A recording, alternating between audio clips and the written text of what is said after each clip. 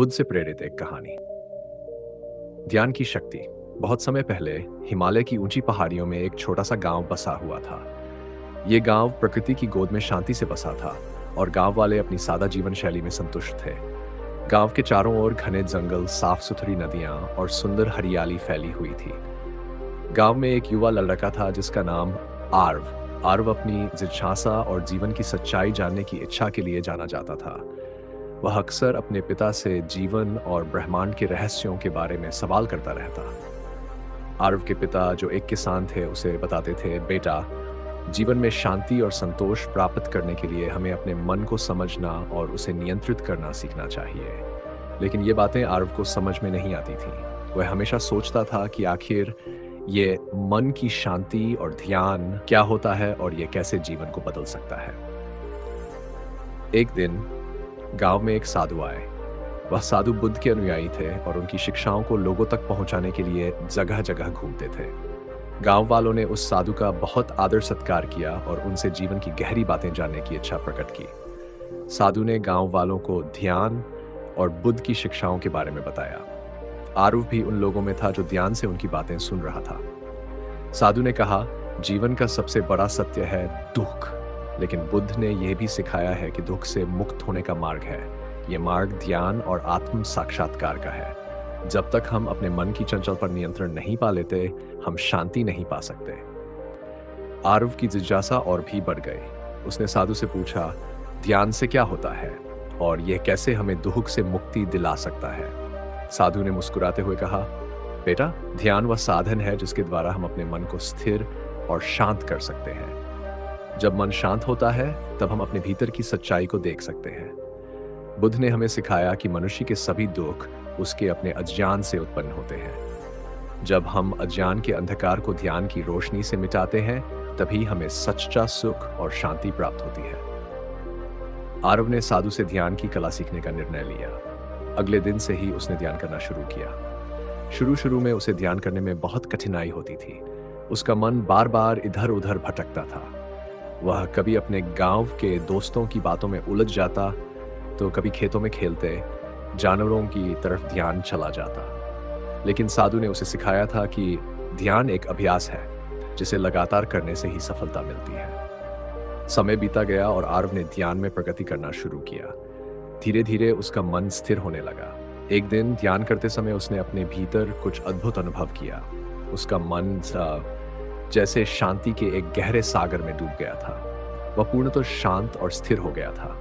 उसे ऐसा अनुभव हुआ मानो उसके सारे सवालों का उत्तर मिल गया हो। उसे यह एहसास हुआ कि जीवन का सार केवल बाहरी संसार में नहीं, बल्कि भीतर की गहराइयों में छिपा हुआ है। आरव ने साधु से अपने अनुभव के बारे में बताया।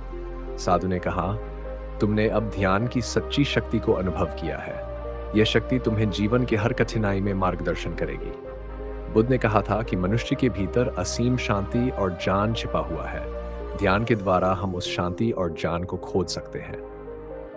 आरव को अब समझ में आ गया था कि जीवन में शांति और संतोष केवल बाहरी वस्तुओं या परिस्थितियों से नहीं, बल्कि अपने मन को नियंत्रित करने और अपने भीतर की सच्चाई को जानने से प्राप्त होती है। उसने गांव लौटकर ध्यान की शिक्षा को अपने जीवन का हिस्सा बना लिया। वह रोज सुबह उठकर ध्यान करता और अपने दिन की शुरुआत शांति और स्थिरता के साथ करता। गांव वाले आरव में आए इस परिवर्तन को देख हैरान थे। अब वह पहले से अधिक शांत और संयमित हो गया था। वह अब न तो छोटी छोटी बात पर क्रोधित होता और नहीं किसी परिस्थिति से घबराता था। उसके भीतर एक अजीब सी शांति और स्थिरता आ गई जो पहले नहीं थी। एक दिन गांव में एक बड़ा संकट आ गया। गांव के पास स्थित नदी में बाढ़ आ गई और गांव के खेतों में पानी भर गया। गांव वाले बहुत परेशान हो गए। उनका भोजन और जीविका का साधन खतरे में था।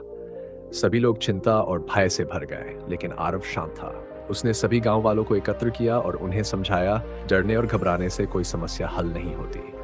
हमें धैर्य और शांति के साथ इस स्थिति का सामना करना होगा। ध्यान और बुद्ध की शिक्षाएं हमें यही सिखाती है कि हर समस्या का समाधान हमारे भीतर है। आरव के इस आत्मविश्वास और शांति को देखकर गांव वाले प्रभावित हुए और उन्होंने आरव की बातों को माना। आरव ने गांव वालों के साथ मिलकर बाढ़ से निपटने की योजना बनाई। उन्होंने गांव के ऊंचे स्थानों पर अनाज को सुरक्षित रखा और गांव के सभी लोगों को एकजुट होकर इस संकट का सामना करने के लिए प्रेरित किया। धीरे धीरे बाढ़ का पानी कम हुआ और गांव वालों ने फिर से अपने खेतों में काम करना शुरू कर दिया। संकट खत्म हो गया, लेकिन आरव की शांति और संयम का प्रभाव गांव के लोगों पर गहरा पड़ा। सभी लोग अब उसे अपना मार्गदर्शक मानने लगे थे। आरव ने समझ लिया था कि बुद्ध की शिक्षाएं और ध्यान की शक्ति न केवल व्यक्ति को भीतर से बदल सकती है, बल्कि समाज को भी एक नई दिशा दे सकती है। उसने अपने जीवन को ध्यान और सेवा के मार्ग पर समर्पित कर दिया।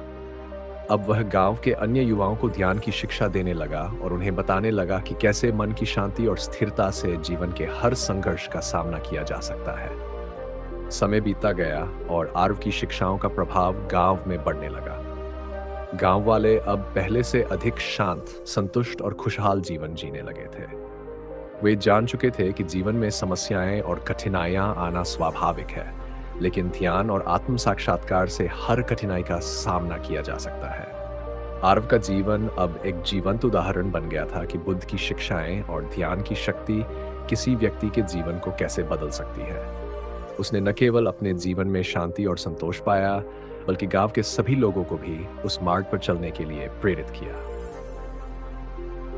निष्कर्ष: इस कहानी से हमें यह सीखने को मिलता है कि ध्यान और आत्म साक्षात्कार की शक्ति से हम अपने जीवन में शांति और संतोष पा सकते हैं। बुद्ध की शिक्षाएं हमें बताती हैं कि जीवन का असली सुख हमारे भीतर छिपा है। जब हम अपने मन को शांत और स्थिर करते हैं, तभी हमें सच्चे ज्ञान और शांति की प्राप्ति होती है।